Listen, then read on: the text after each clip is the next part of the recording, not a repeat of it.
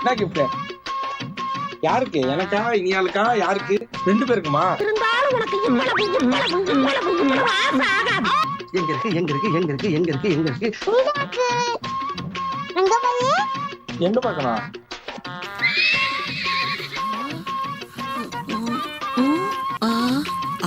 என்ன தெரிகிறது? எனக்கும் கிடையாது, என் பிள்ளைக்கும் கிடையாது. அரேபியன் கிரேப்பாமே ஜூஸா? தலைவரா அது வந்துங்க. அருவாளா? அருவா அப்ப தேவைப்படாது, தேவைப்பட்டா பின்னால வாங்கிக்கிறேன். இது அப்படி என்ன இருக்கு பாப்பமா? ரெடியா? அப்போஸ் டெஃபினெட்லி கிஃப்ட், இனியாளுக்கு கிஃப்ட்.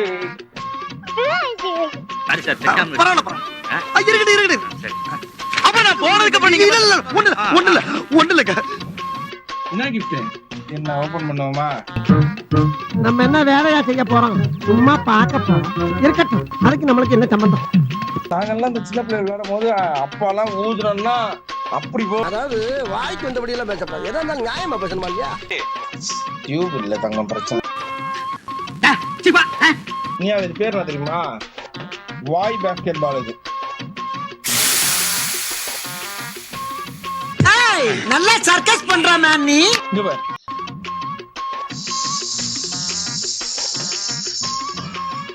எப்படி? இது பாலுக்கு மேல மேல போய் இதுக்குள்ள விடும். இதே பறந்து நான் இதை ஊது.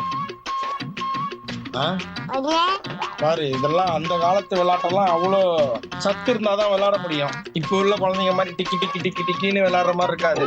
இவர் பெரிய பிஸ்தா, பாதாம் பருப்பு, முந்திரி கொட்டை, வெள்ளரி விதை.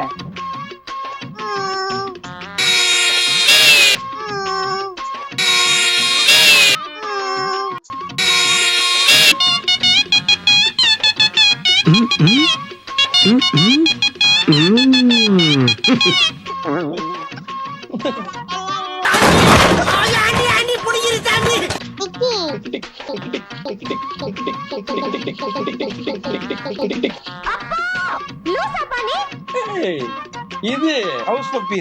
இது வந்து இது தங்கம் உண்டியல், அந்த காலத்து உண்டியல். இது அப்படி அமுக்கிட்டே வைக்கிறேன். இது எங்க பிடிச்சீங்க? இதெல்லாம் அவசியம் கிடைக்காது. ஆள் தெரியல போல் இருக்கு. நாங்கெல்லாம் சிங்கத்தோட உண்ணாக்க வெட்டுக்குன்னு பிடிங்க திங்கிறீங்கடா. மர தமிழ எங்க கிட்டே என்ன முறைக்கிற? நீ யாரு? இனியா பாப்பாவா? நான் ஸ்பைடர்மேன்.